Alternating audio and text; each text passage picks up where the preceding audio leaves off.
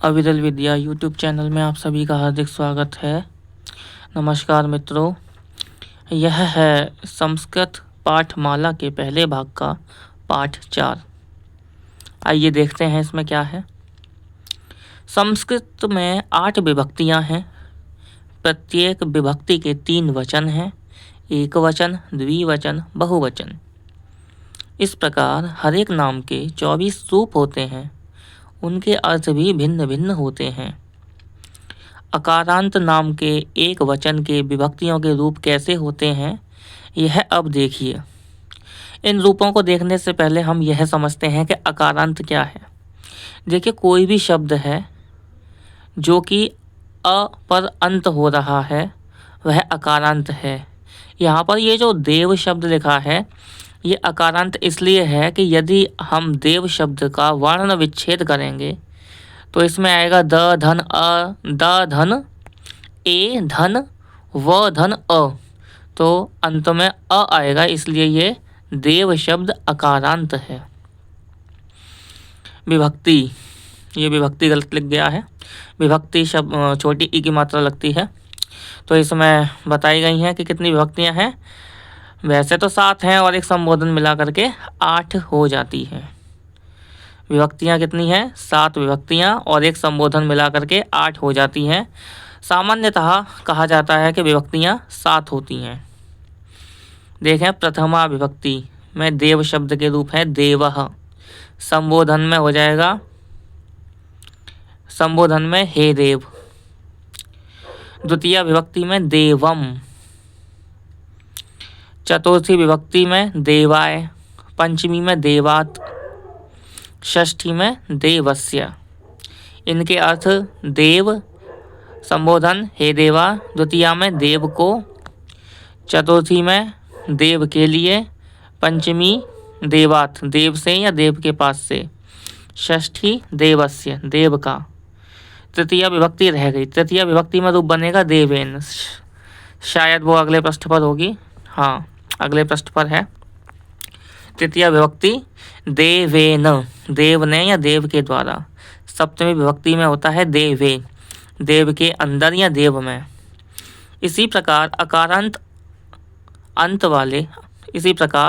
अंत वाले पुल्लिंग के शब्दों के रूप होते हैं।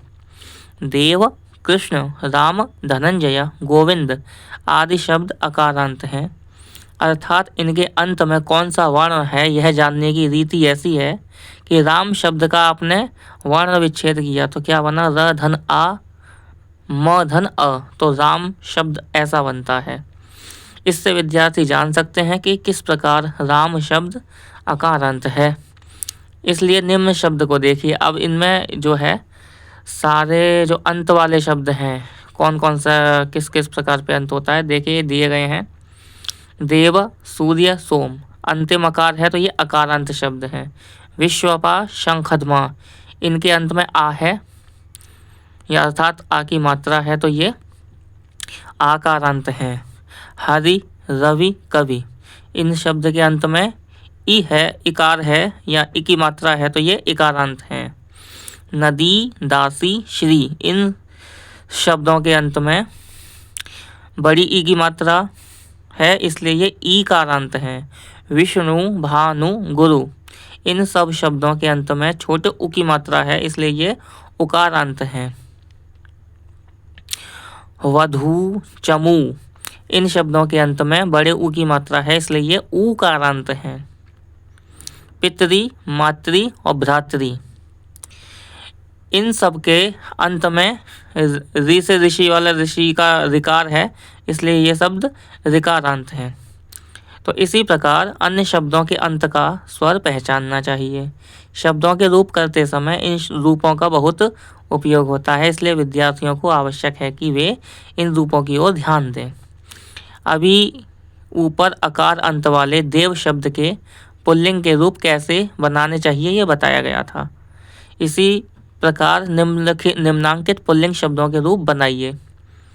भूपः राजा, नरः मनुष्य, पुरुषः पुरुष, जनः मनुष्य, शब्दः शब्द, वर्णः वर्ण या रंग, कृष्णः काला या कृष्ण। हस्तः हाथ, करः हाथ, पादः पाँव, गल्लः गाल, स्कंधः कंधा, दंतः दांत, ओष्ठः होठ। तो ये जितने भी शब्द हैं इनके जो रूप हैं वो देव शब्द के समान ही बनेंगे। आप देव शब्द के रूप एक बार याद कर लीजिएगा, उनमें देव हटा करके इन शब्दों को रख देंगे तो वो रूप बन जाएंगे। ऐसे ही कुछ और शब्द हैं जैसे मनुष्यः, मनुष्य, रक्तः, लाल, कंदुकः, गेंद, केशः, केश या बाल, कर्णः, कान, मोदकः, लड्डू। देव शब्द के अनुसार ऊपर के शब्दों के रूपों का उपयोग करके आप नए संस्कृत वाक्य सरलता से बना सकते हैं। देखिए, हे पुरुष त्वम तत्र गच्छसि किम। हे पुरुष तू वहाँ जाता है क्या। भूपः वदति, राजा बोलता है। जनः पठति, मनुष्य पढ़ता है। नरः गच्छति, मनुष्य जाता है। अब ये वाक्य दिए गए हैं, इनकी हिंदी बनाते हैं। हे नर त्वम ओष्ठस्य वर्णम पश्यसि किम। हे नर अर्थात हे मनुष्य तू होठ के रंग को देखता है क्या। भूपस्य हस्तः, राजा का हाथ। स शब्दम वदति, वह शब्द बोलता है। मनुष्यस्य स्कंधे केशः, मनुष्य के कंधे पर बाल है। कृष्णस्य वर्णः कृष्णः, कृष्ण का रंग काला है। रामस्य गल्लः रक्तः, राम का गाल लाल है। अहम तस्य नगरस्य पादम पश्यामि।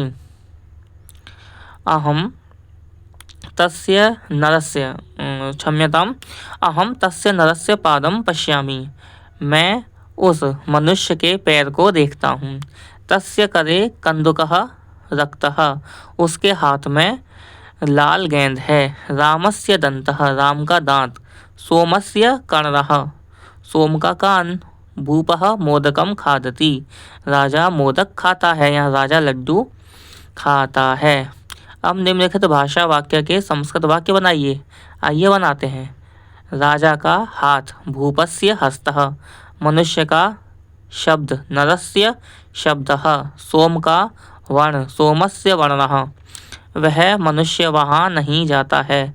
सह नरः तत्र न गच्छति, सोम यहाँ क्यों नहीं आता।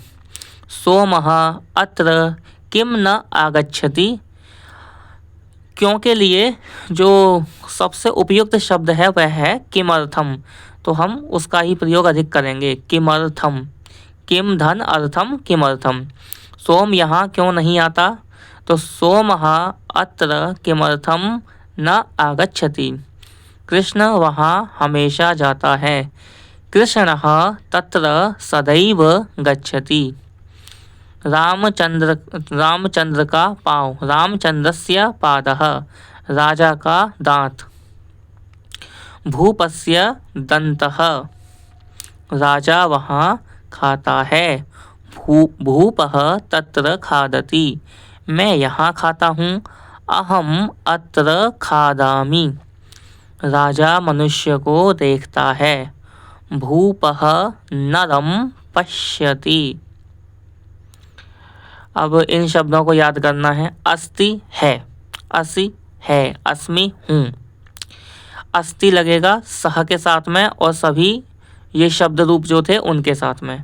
असि लगता है त्वम के साथ में और अस्मि लगता है अहम के साथ में।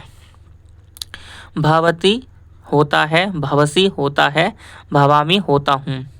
तो भवती लगता है सभी रूपों के साथ में, लेकिन भवसी और भवामी, ये भवसी लगता है त्वम के साथ में और भवामी लगता है अहम के साथ में।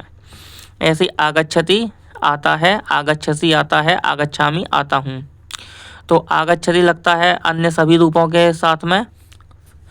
आगच्छसि क्षम्यताम, आगच्छति लगता है सभी शब्द रूपों के साथ में जो दिए गए थे, लेकिन आगच्छसि लगेगा त्वम के साथ में और आगच्छामि लगेगा अहम के साथ में। कहने का तात्पर्य यह है कि जो सी और मी, इन दो रूपों वाली जो क्रियाएं हैं ये त्वम के साथ में लगती हैं, त्वम और अहम के लिए आती हैं अलग अलग। लेकिन जो ती वाली क्रियाएं हैं वह सभी शब्दों के साथ में लगती हैं, चाहे सह हो, सा हो, किसी का नाम हो, उन सब के साथ में लग जाती हैं। आइए आगे देखते हैं।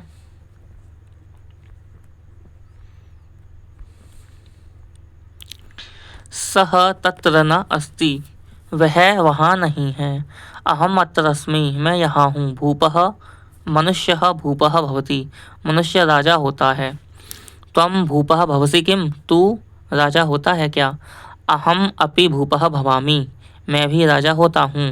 त्वं तत्र असि किम, तू वहाँ है क्या। अहम न आगच्छामि, मैं नहीं आता हूँ।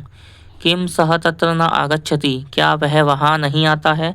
यदा सह रामः तत्र गच्छति तदा त्वं तत्र आगच्छसि किम, जब वह राम वहाँ जाता है तब तू वहाँ आता है क्या। इदानीं हरिश्चंद्रस्य हस्तात् कन्दुकः पतति, अब हरिश्चंद्र के हाथ से गेंद गिरती है। त्वं तत्र पतसि किम, तू वहाँ गिरता है क्या। अहम अत्र पतामि, मैं यहाँ गिरता हूँ।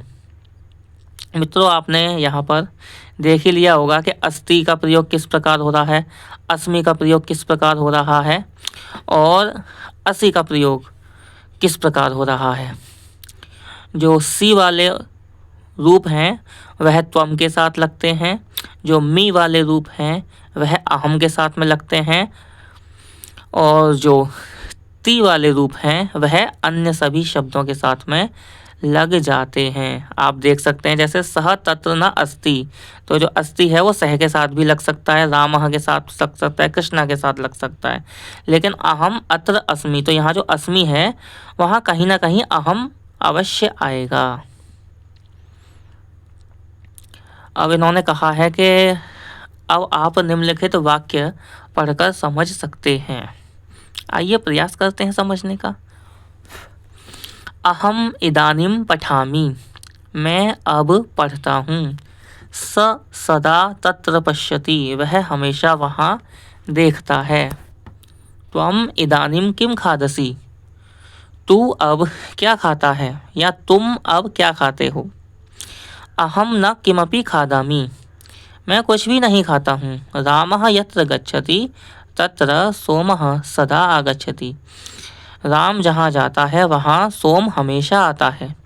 कः पुरुषः भूपं पश्यति, कौन मनुष्य या कौन पुरुष राजा को देखता है। कदा त्वं तत्र गच्छसि, कब तू वहाँ जाता है या कब तुम वहाँ जाते हो।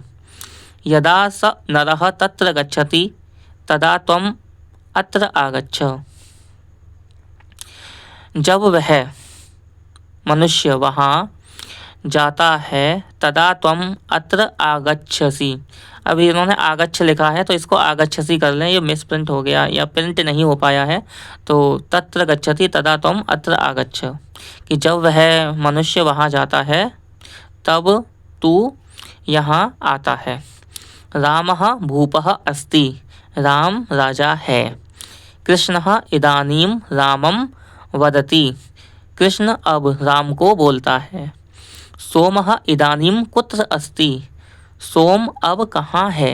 यत्र रामः पश्यति तत्र स पुरुषः नास्ति, जहाँ राम देखता है वहाँ वह पुरुष नहीं है। यदा त्वं आगच्छसि तदा अहं गच्छामि, यदा त्वं आगच्छसि तदा अहं गच्छामि, जब तू आता है तब मैं जाता हूँ, या कह सकते हैं जब तुम आते हो तब मैं जाता हूँ।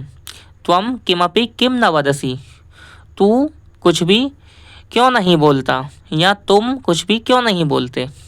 स इदानीं किमपि न पठति, वह अब कुछ भी नहीं पढ़ता। यथा कृष्णः पठति तथा रामः अपि पठति, जैसे कृष्ण पढ़ता है वैसे राम भी पढ़ता है। तो मित्रों, आज के पाठ में इतना ही। वैसे हमारी संस्कृत स्वयं शिक्षक की पूरी प्लेलिस्ट बनी हुई है, आप इसके साथ साथ उस प्लेलिस्ट को भी देख सकते हैं, उसमें पूरे 50 पाठ पढ़ा दिए गए हैं। तो मित्रों, सभी को नमस्कार, मिलते हैं अगले वीडियो में। हरि ओम।